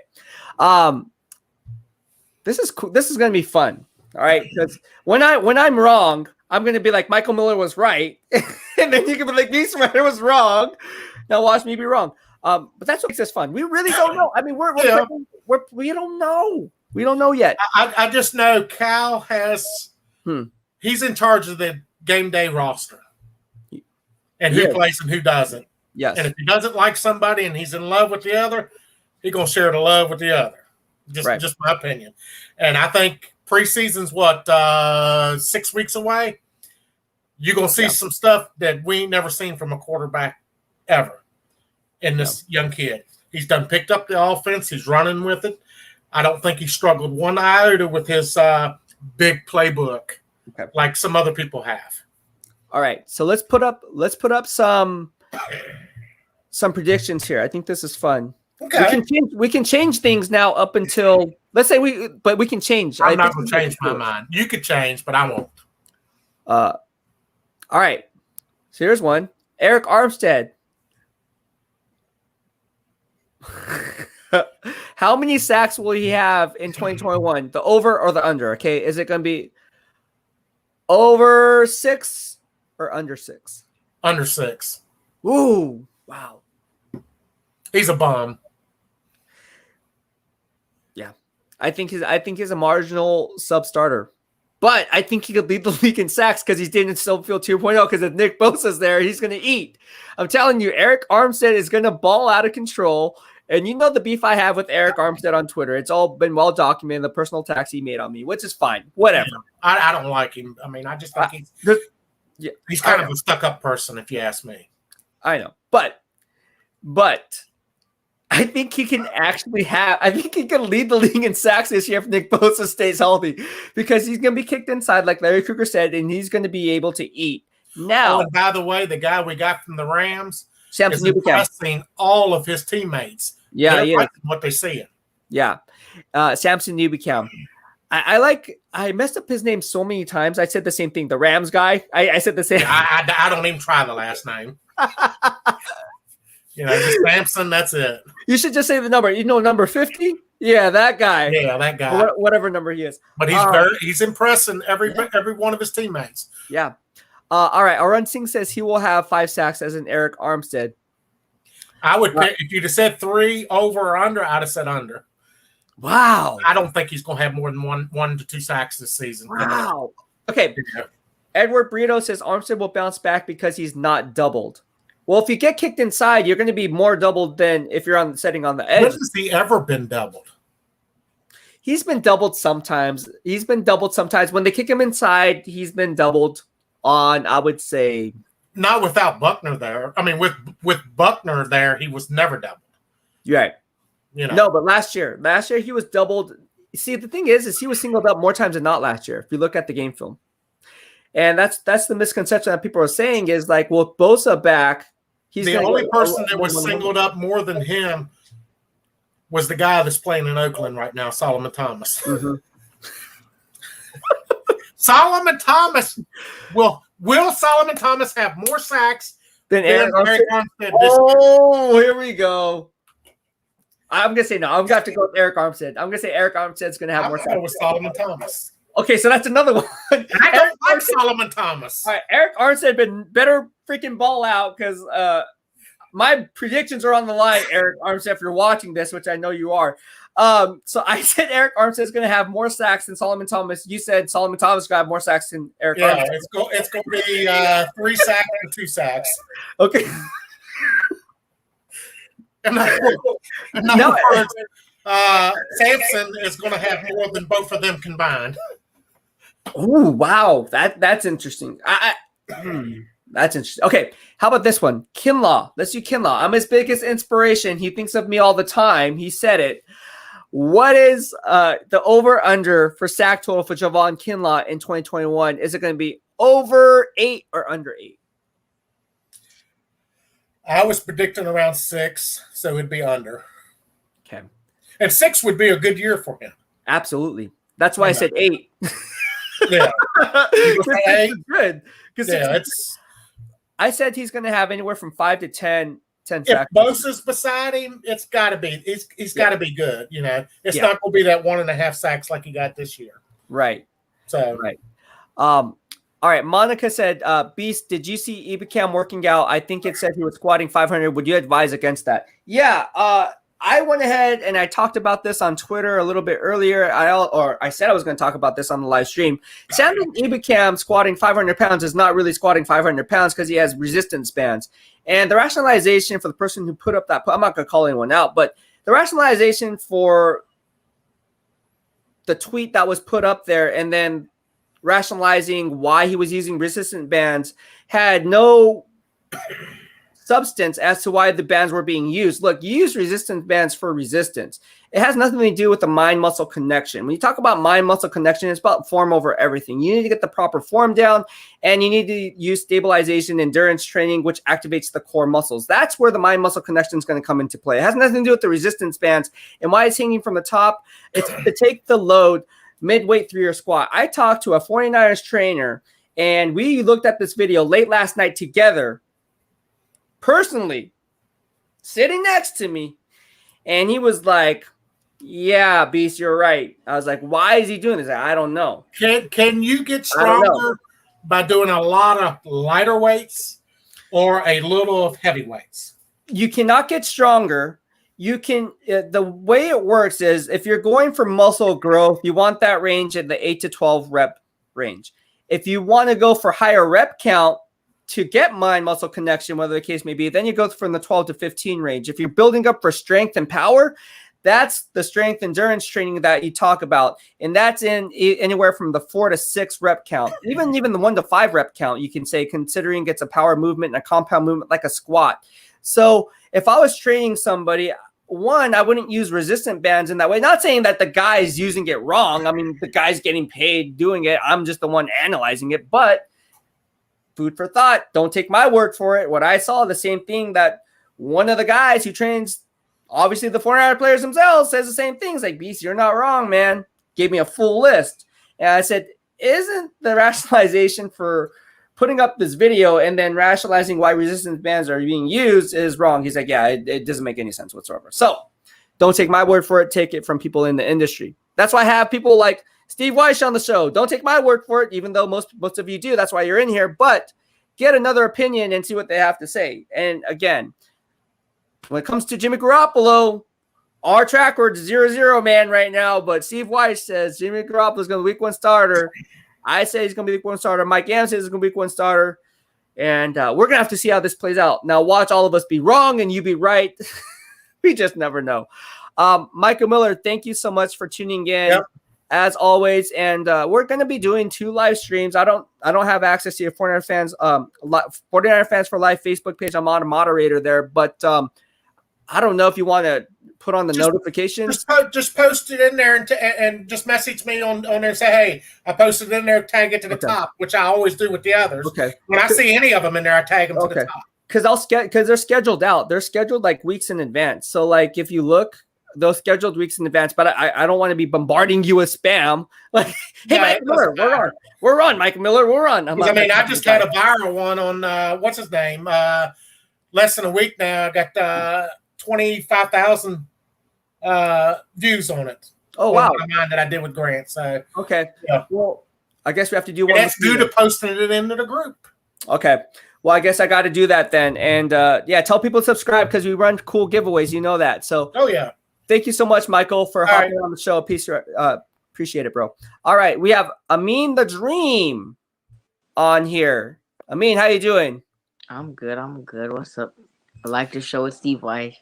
Thank you, man. Appreciate it. I wonder how you get all these people on your show. Like I see them on TV, and then like I see like, are you on their channel, on your channel? And I'm like, he's getting all these guys that I watch on TV, and I see them at Niners games and all at Super Bowls and at playoff games. I'm like, you're getting them on your YouTube channel? Like that's crazy. Well, Steve and Jim are like my mentors, right? But then like how I built that up, like I said, the NFL is a people business, right? The NFL media is a people business. It is a risk reward business, but it's a people business. As long as you foster those relationships and you have integrity and you do the right thing, and you provide content, right? You provide good, valuable content, people are going to want to associate with you and extend that helping hand. I can only speak for myself and how I got these people on my show. But again, Omar Ruiz goes back to day one. These are people that I just don't work with, right? Like I see, like I said, Jim and Steve are my mentors. Like I look up to them, right? Any advice they can provide me and me furthering my career, they're going to want to extend that helping hand. Or they don't have to, but they're going to want to, like, hey, yeah, I'll help you out, and this takes time, right? It's not just a one shot, like, hey, that's, it takes years. I mean, years of, talking to these people, showing them, like you're really passionate about what you're doing. And odds are like what I'm doing with you, right? I want to pay it forward. I want to help you out. I want to help someone else out. And another thing, I can't speak for anyone else, but I never did anything for clickbait, right? I think that's huge. I think people don't want to, like I said, I can't talk for anyone else, but people are tired of clickbait, right? And when you put clickbait out there and then you hop on a show and then it's not really about what that's about, or if you're just putting it out and it is about that, but like you're really misleading your viewers because you're wasting their time because you want the views on something like a positional breakdown, right? Like let's say you're talking about the Carolina Panthers, right? And I see this on some Carolina Panthers podcast and they're going, oh, do they have the best trio of wide receiver? And it's like, no, they don't. Like, and then, but it'll get like a lot of views. And it's like, why would you even put that out there when you know that that's not like, it's just a conversation gone wrong from the get-go. And again, I can't speak for anyone else, but what I can say is how I can only speak for myself and how I built up my brand and how I do things is I never do things for clickbait. It's always something that's worth of value, right? So you'll notice, the people who look at my videos, right? Like look who's on, like the valued content, and YouTube got back to me on this, right? On Twitter, and they see what's going on, right? Like you just check out my community page. Everything's on there, right? Everything's posted and none of it's clickbait, right? Like fitness videos, right? Like, do you think I really want to post fitness videos? I was like, maybe I should, right? Because people are like, maybe you should post fitness videos. But I was like, no, I just want to do it for views. How cool story, pushing weight, like cool story. But I posted one and it got good feedback. And so here we are sitting today. And now people will say, hey, Beast, can you do a live stream on fitness videos? Took a poll and now here we are. So how I get these people on the show, I can't speak for anyone else or why they choose to come on my show, but I can only speak for myself and what I'm trying to do. Well, not what I'm trying to do, but how I kind of did it was, build these relationships, show them that you're really trying to learn within the industry. Show them that you really know your stuff. But at the end of the day, you're always constantly growing, always constantly learning. You're never going to get too high or get too low. You're always going to stay grounded, always going to stay humble, but still stay hungry at the same time. See, the difference between confidence and cockiness is humbleness, right? Because if someone who's cocky is a know-it-all is always going to be like, oh, I know it all. I don't have to listen to anybody. Like, I'm already there. Forget it. You know what I mean? I could have took that stance. I was a beat writer, right? I was already there. Like, I don't need to listen to anybody. I'm self-employed. I don't need, no, I never did that. I always thought I was the best, right? And that's confidence, right? But I was always constantly growing and always constantly trying to learn from the best and the best in the top of, like Steve Wyche, like Jim Trotter, right? Like MJ Acosta, like Omar Ruiz, right? These people that you see on NFL Network all the time, they're great people, right? Sometimes you have to take yourself out of the element and really take it for what it's worth. And, we're all people, right? You look at them, right? I mean, like, oh my gosh, like when I had Randy Cross, I was like, oh crap, I have Randy Cross. I was sweating. Like, here I am in the NFL media, I'm sweating, right? Before coming on the show. And you realize, like, they're just people. At the end of the day, they're just people just like you, right? Yep. They're not an alien, right? So just talk to them on that level. And then I think that's a good starting point. But yeah, like I said, like I'm always wanting to help people. I think I'm going to start a live stream on how to get people like you on with these other guests, like, whoever you want, may not be these people, but you have to start somewhere, right? You have to start small. There's some podcasts that started small that no longer exist that I was on. Okay. And that's how I started my grind. It took years, right? No one wants to talk to Ryan Sakamoto, BEASTwriter, when they only have 2 followers and you're following more people than that follow you. Right. But you want to hop on these shows because that's how you build up your work ethic. That's how you build up your drive, your determination. And from there, all it takes is one person. Gary Vaynerchuk is a very good inspirational speaker and motivator. And he says, it's always the power of one. Okay. I always take this with me. It's always the power of one. All it takes is one person to look at your stuff and be like, man, this guy's pretty hot. I'm going to freaking sign this guy on, or I want to work with this dude, right? You can have 10 views. You can have 5 views. It doesn't matter about the number of views. It matters who's watching. Does that make sense? Mm-hmm. It's about quality over quantity. And that's that. And again, I can't speak for anyone else because again, there's people who do put clickbait out there and they're very successful out of it and they're making a lot of money, which is fine. And there's nothing wrong with that. That's just how media works these days. But that's just not the way I choose to do it. So when you're asking me, how do I get these guests on? This is how I like to think I built up my brand is, authentic engagement where I didn't get into where I'm at alone. It was the help of people mentoring me from the top down. And again, I wouldn't be in the position I am without having guys like Steve Wyche on the show, Jim Trotter on the show. You listen to these guys and you can just tell. I mean, these guys are seasoned veterans, right? They're at the top of their games, very well respected. And in my estimation, they're the best in the game. No offense to anyone else, but if you were to ask me who the first team all pros are, it's going to be the Huddle and Flow podcast with Steve Wyche and Jim Trotter, right? So that's that. I always want to learn from the best. That's another thing. I never shoot for the stars. Or I always shoot for the stars. But you never want to sell yourself short, right? So if you really think you're good at something, which you are, I think you're really good. The best advice I can give to you is whatever it is you're trying to accomplish, just go about it the right way and have integrity. Integrity is the most key important thing. If you don't have integrity, you're in the wrong business. And that's just not in the NFL business. That's just business in general, right? That's one of the things I learned at San Diego State, getting my business management degree is, you have to have integrity, right? You have to always do the right thing and admit your mistakes when you're wrong. Okay.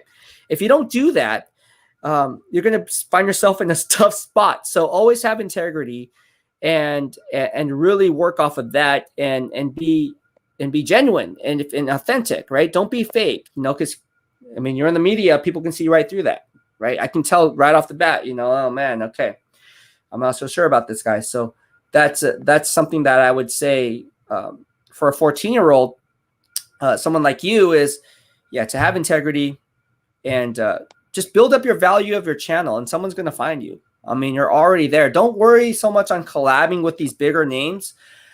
Because the value of your channel has to be there first in order for you to get to that point. So work with the smaller channels, I would say, and don't look at that as a bad thing.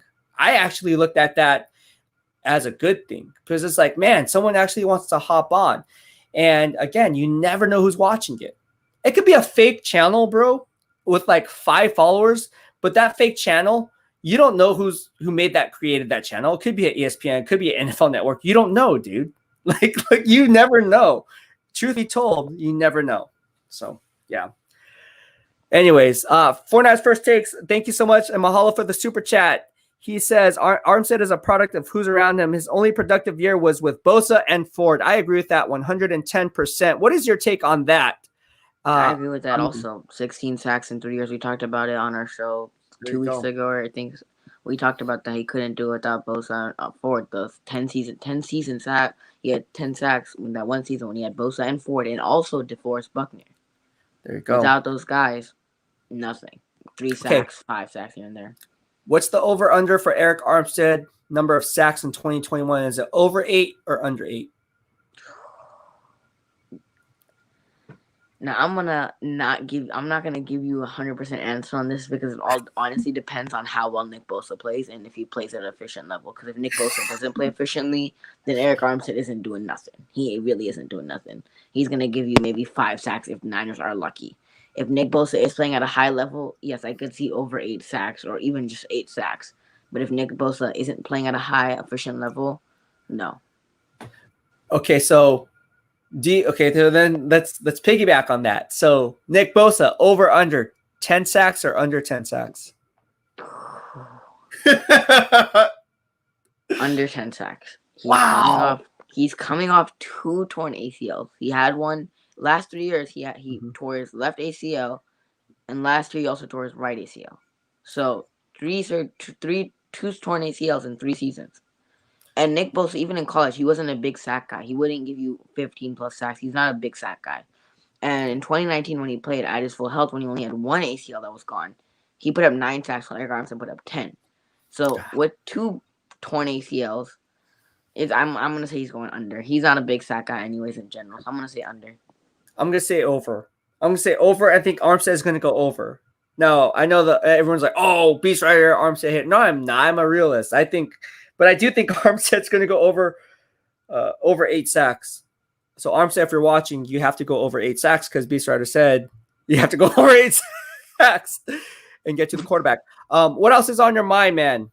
I have a question for you because I see this all the time where like I see people saying guys like Deshaun Watson and Josh Allen are in their top 5s, which you could argue that they are top 5 quarterbacks, but and they say they're better than Russell Wilson. Do you agree that Josh Allen and Deshaun Watson are better than Russell Wilson?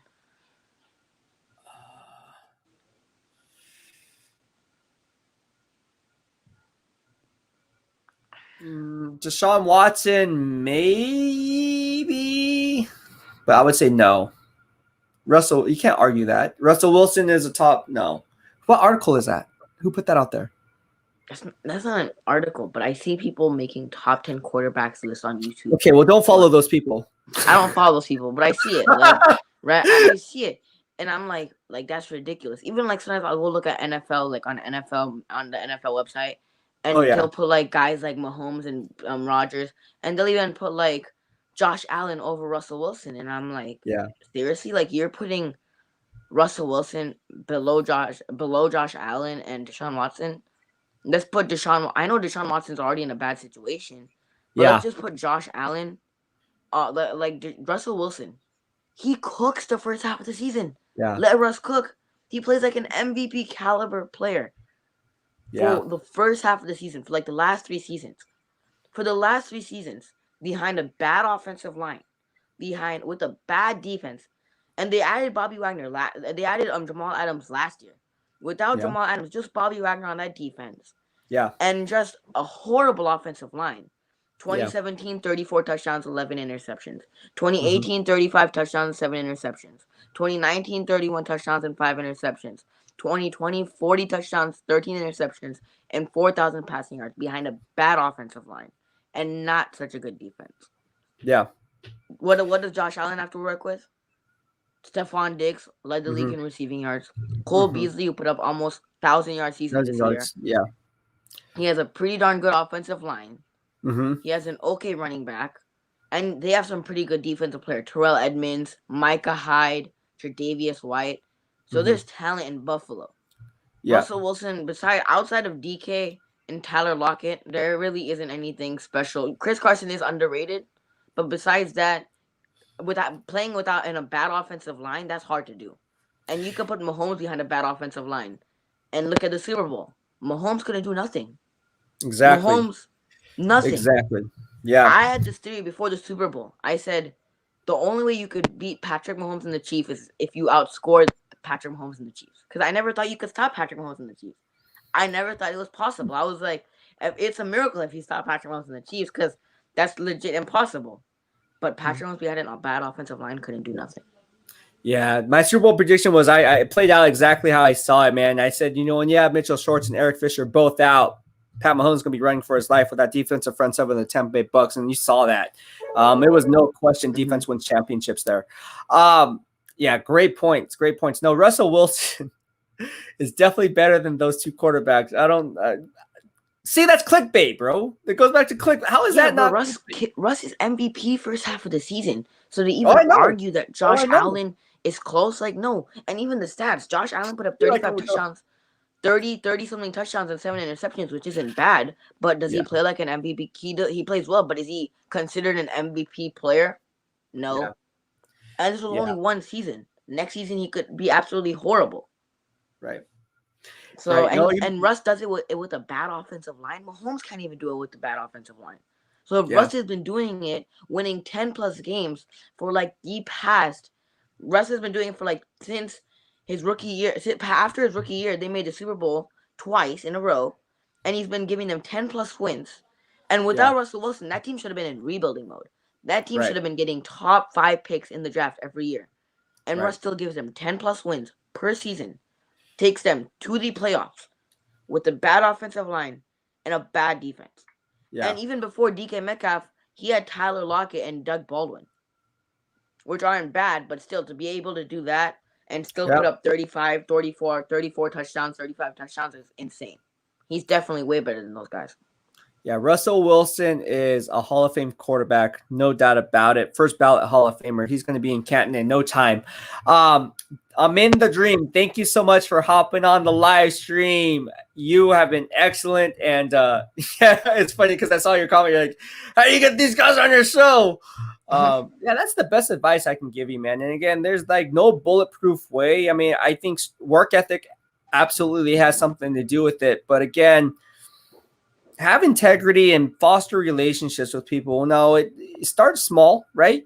Like I said, there's no show that can be that you can don't turn down anything is what I'm trying to say. Don't turn down a show because this guy only has 75 subscribers.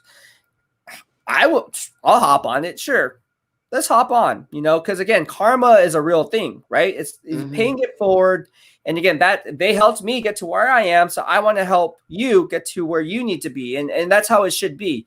Not so much for anyone's interest, like, I have to do this, let's have it, for the clicks or for the views. It's like, no, I really genuinely want to help you out. You know what I mean? Yes. Do I want to make money? Oh, of course I want to make money. I need to pay the bills. But like I said, at the end of the day, man, if you do that and you do the right thing and you have value in your channel or in your content, in your writing, right? Steve Wyche talked about writing, right? If you're a good writer and you show value on Sports Illustrated with Grant or whatever the case may be, let's say you move on, right? Or let's say you're with Grant, right? Whatever the case may be, wherever you are in life, it doesn't have to be football. Let's say you end up working for a high tech company or a biotech company, and you have to do write-ups for them, right? Reports.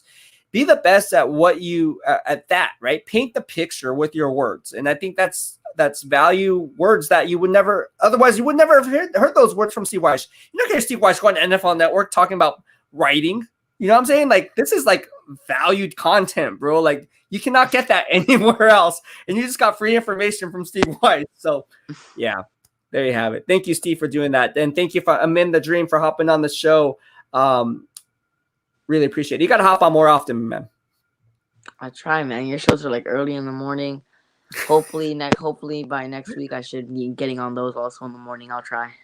I'll try. So what's going on is I do the Aloha kickoff at 10:30 a.m. Pacific Standard Time, and then I try to do what's called the Pick Six segment, which is like Steve Wyche around 5 or 6, or later on in the evening. By around 6 o'clock, that's what's called the Pick Six segment, and then I have another one called the Blitz Pickup. A Blitz Pickup is a random show where you don't know who's going to be hopping on that show, but it's going to be a hot guest. So it's called the Blitz Pickup. You just have to turn on the bell notifications because in that Blitz Pickup, we're also going to do fun giveaways. And when I mean fun giveaways, it could be 49ers tickets. I have season tickets, so I might be giving those away. So make sure you spread the word to all your family and friends. It's fun, right? This is what it's all about. And like I said, man, like that's another cool thing for you is to learn learn from different people, learn from, from me, learn from people that are in the industry. Because you're trying to grow your channel, right? You're trying to grow your own channel. At 400. I'm 20 away, something like that. Okay, so follow him in the dream. Get him to 400 today, like in the next 10 minutes. That's easy. There's like 2,000 people on my channel. Follow him in the dream. I'm in the dream. Thank you so much for tuning in, my man. And wake up earlier so you can hop on live streams. All right, my man. Thank you so much. I'll see you later. Thanks. All right, take it easy. All right, peace out. That was Amin the Dream. Get this guy to 400 subscribers. He only needs 20 more, so do it.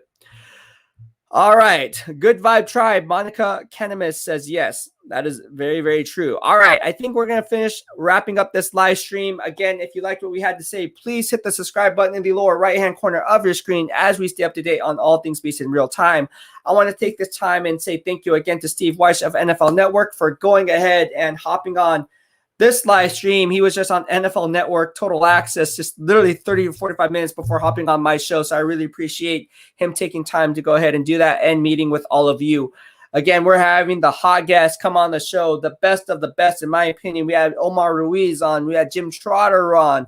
We had Mike Yam, all these guys from NFL Network. Obviously, Steve Wyche. We have former players like Randy Cross, the best 49ers offensive lineman to ever stood up for the San Francisco 49ers outside of Leo Nomalini on the show. We also had, who else do we have? Namika Nanoli on the show, right? We had Mike Rothstein from ESPN, Turon Davenport from ESPN.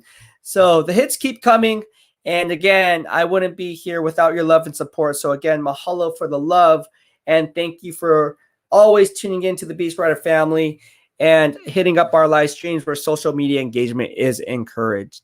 Thank you so much for tuning in. I'll be hopping on another live stream tomorrow for our Aloha kickoff at 10:15 a.m. Pacific Standard Time with my man, TJ Terrell Jones, the former 49er strength and conditioning coach. We're going to talk about everything from conditioning programs, from recovery method, the RICE method, which is the rest, ice, compression, elevation, how we can prevent further injuries from happening with players like Nick Bosa, who had 2 torn ACLs and had a history of knee problems over the course of his playing career, how we can develop these programs specifically tailored for these certain players, why the 49ers are getting injured so much. We're going to talk about that.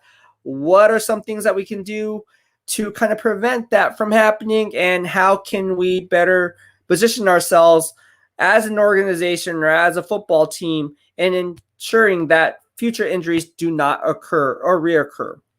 All right, a lot to talk about, but that's tomorrow, and we're going to save that for tomorrow at 10:30 a.m. Pacific Standard Time with my man, Terrell Jones of the San Francisco 49ers, former strength and conditioning coach. Thank you for tuning in. Your boy is tired. I am out. Going to hit the gym. BEASTwriter out.